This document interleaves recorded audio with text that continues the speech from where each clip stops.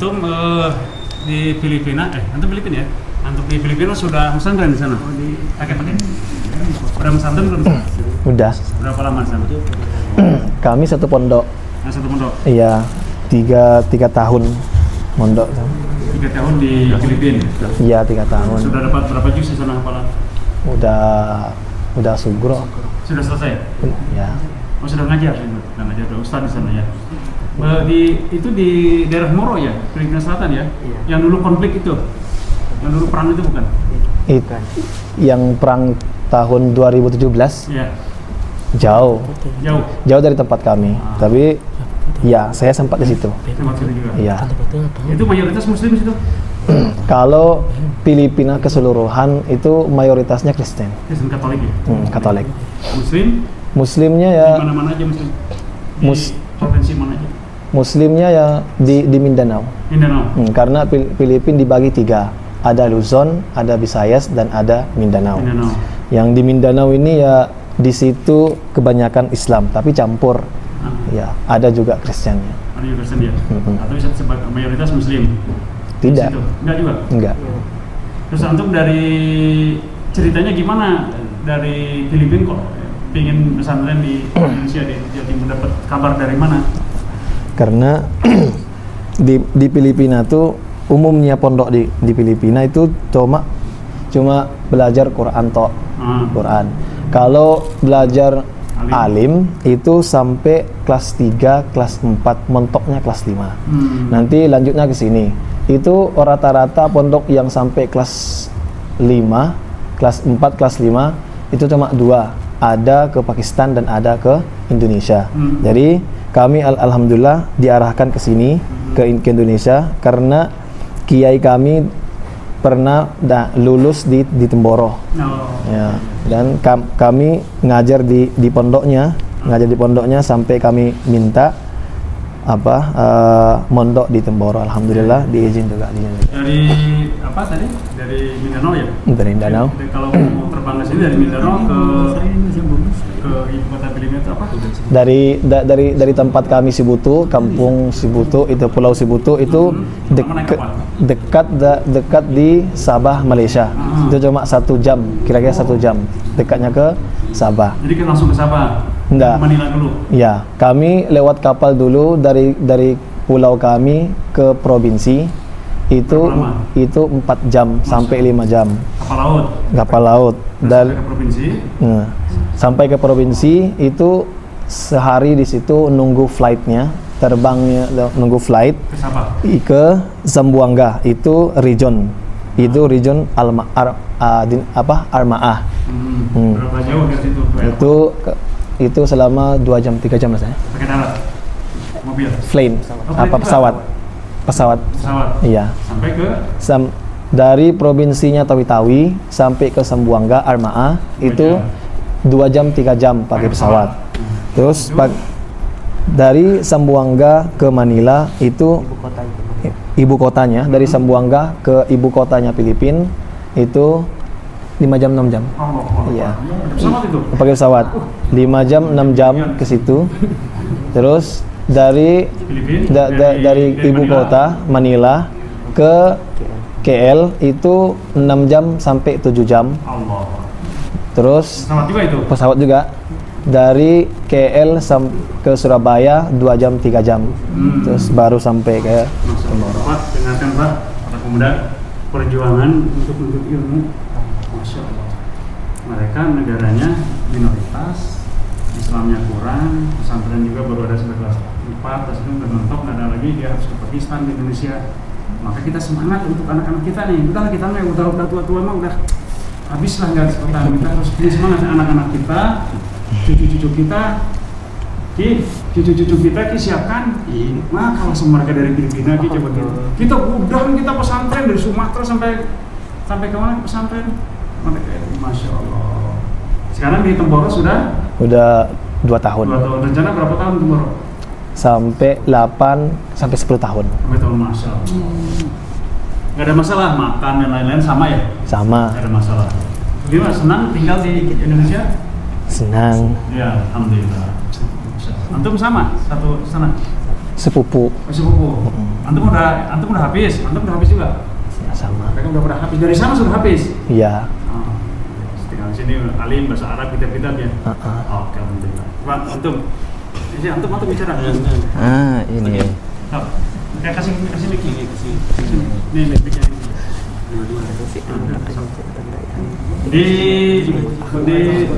Kita buat pakai dua-duanya. Santai aja kita sampai. Buat ini biar jadi semangat bapak-bapak sini yang punya anak, punya cucu. Saya juga alhamdulillah ada satu pesantren. Alhamdulillah. Nama siapa?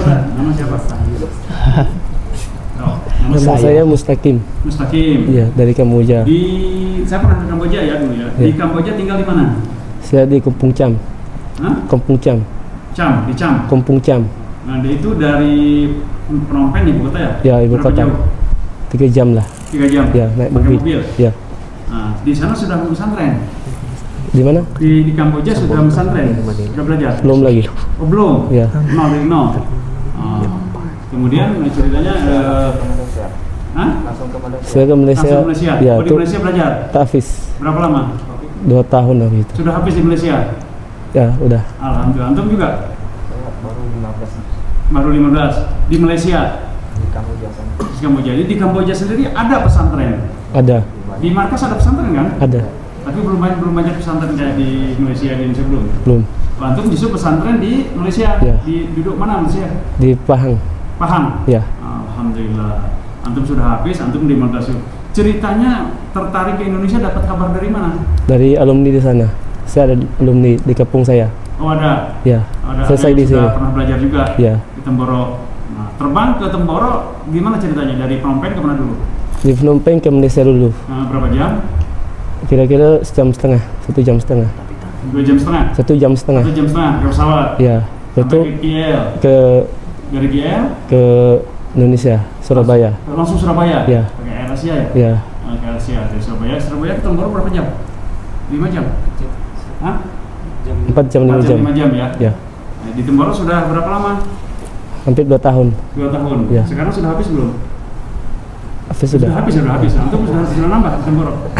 Saya belum lanjut lagi. Belum ya? Dilihat khusus ya. Nah, ini menurut antum kesan saudara-saudara kita Muslim yang di Filipina kalau dengar Indonesia apa yang terbayang? Akhlak. Hah? Akhlak. Akhlak. Jadi tahu bahwa Indonesia itu negaranya besar, Muslim, tahu ya? Tahu. Mereka tahu. Apakah pemuda-pemuda Muslim pingin dia belajar ke Indonesia rata-rata? Iya. Banyak yang di Filipina tuh yang pernah mondok di Filipina itu banyak yang mau ke Temboro belajar, mau ke sini. Karena sulitnya ngambil Pendidikan sana. visa selama setahun ditunggu baru keluar. Itu pun orangnya dipilih, alhamdulillah. Kami dipilih ya. Kesulitan di kedutaan Indonesia di sana susah dapat visa? Filipina ke sini ngambil visa susah. Ya Allah, ya Rabbi. Dalam setahun. Dalam setahun tuh ditunggu. Ya kalau dapat alhamdulillah, kalau enggak ya setahun lagi. Kita kan sekarang teman-teman ini merasa kalau kita mau ke luar negeri, kayak saya misalkan ke India, susah screening dulu ke negara-negara lain. Ternyata orang lain mau masuk Indonesia susah juga. Penyakitnya sama berarti tuh, Bang. Penyakitnya sama tuh. Apa ada pertanyaan screening juga, wawancara juga di kedutaan Indonesia di sana? Iya. Atau ada orang yang ngurus, ada biro yang ngurus? Ada. Tapi bisa sampai setahun nunggunya? Iya, kami nunggu tahun 2022. Kami nunggu dari tahun 2022, berangkatnya montok setahun 2023. Baru kayak berangkat ke sini. Berapa bayar visa mahal? 5 juta rupiah. 5 juta. Dengar negara kita tuh, kelakuan negara kita tuh. Mereka untuk belajar ke sini. Mereka susah-susah. Ternyata susah. 5 juta. Itu selama untuk beberapa lama, 1 tahun? Setahun 5,7. 5.700.000. 5 juta untuk 1 tahun? Iya. Lebih gila daripada yang lain itu, mahal banget ya. Ke Saudi aja nggak segitu. Setelah itu nanti perpanjangan. Iya di Ponorogo, di Ponorogo, di Temboro siapa yang ngurus kalau perpanjangannya? Ada Ada. yang ngurus. Ada. Bayar lagi nggak? Enggak. Diurus sama bayar sendiri, diurus sama pesantren aja. Antum bayar berapa bisa dari sana? Kalau bisa tahun awal itu sekitar 4 juta atau 5 juta. 2 juta gitu. Sama aja tuh. Susah juga nggak? Ya susah. Berapa lama bikin bisa? Kalau saya tuh 7 bulan lah. 7 bulan? Iya. Ya sama lah, setahun juga. Ya Allah ya Rabbi. Saya 2 bulan. Kalau di ini di apa namanya di Kamboja pesantren sampai tingkat apa? Alim ada nggak? Ada. Oh ada. Ya. Yang di mana? Yang di markas? Iya, di markas. Kalau pesantren non tablik ada nggak di sana? Pesantren biasa yang di luar tablik? Banyak. Dalam 30-40 yang Islam di Filipina itu yang non tablik itu sampai 30%. Yang tablik itu ya cuma 10%. Wahabi ada Wahabi sana? Ya banyak, itu kebanyakan di Filipina. Oh, tidak, mereka udah masuk ke sana. Iya. Waktu saya ke Kamboja, saya ketemu juga masuk ke pesantren Wahabi di Iya. Kamboja ada juga. Banyak. Dia udah Iya. Tempat saya banyak. dapat bantuan dari Saudi, dari Kuwait gitu ya. Ya. Ya alhamdulillah. Saudara kita juga itu, wah Iya. itu saudara kita juga hanya beda metodologi dakwahnya aja. Lainnya kan nggak ada yang beda, sholatnya sama, Qurannya sama, semuanya juga sama. Ya alhamdulillah, berarti kan dari beberapa kelompok ada yang dari tabligh yang datang ke sana, ada dari teman-teman Wahabi Salafi datang ke sana dan lain-lain di sana. Jadi sebenarnya pemuda-pemuda banyak yang di Indonesia mungkin keterbatasan dana ya, duit, kemudian namanya susah tidak terpisah dan lain-lain. Nah, insya Allah nanti nih teman-teman yang dari Indonesia kita dakwah ke sana, dakwah ke Filipina, dakwah ke apa namanya, Kamboja. Saya pernah ke Kamboja, pernah ke Vietnam, saya ke Kamemon. memang insya Allah kan jauh-jauh kan kampung Islam ya. Ya jauh-jauh. Kalau di Kamboja nih, saya ingat sini ada kampung Islam, misalkan 60 rumah, 100 rumah, ada masjid, pinggir ada musola, ada madrasah. Nanti 60 km, 100 km ketemu lagi kampung Islam. Ya, jauh. Gitu ya. Terus ini kalau apa namanya, dengan agama lain nggak ada masalah sekarang, aman ya? Ya aman. Itu Insyaallah. orang-orang di sekolah di sana Buddha banyak kan ya? Ya. Pemerintahnya Katanya- senang sama Islam. Islam. Senang. Pemerintahnya senang sama Islam. Serem sama Islam ya? Jadi, Islamnya sana Filipina rahmatan kita lil alamin, kasih tidak sayang ya. ada alamin Kayaknya yang Bangladesh, jenderal yang di masuk saya, Islam masih ada seorang jenderal hilang di sekali. Tapi yang nggak di tabligh. Kamboja satu ada apa raya petinggi militer masuk Islam ada. Katanya saya dengar tuh wanita-wanita yang budak-budak di sana sama Orang Islam. Muslim laki-laki, benar kan ya? Ya ada. Terus ceritain dong, katanya ada satu kampung di sana itu yang tadi subuh diceritakan Pak Asep, dia ngaku Islam tapi praktek Islamannya itu kayak sudah luntur gitu, udah nggak puasa, nggak sholat, gitu. Tapi mereka masih ngaku. Pernah denger gak di Kamboja ada yang kayak gitu, orang Cam gitu, pernah denger gak? Ada gak yang kayak gitu? Ada. Daerah mana itu?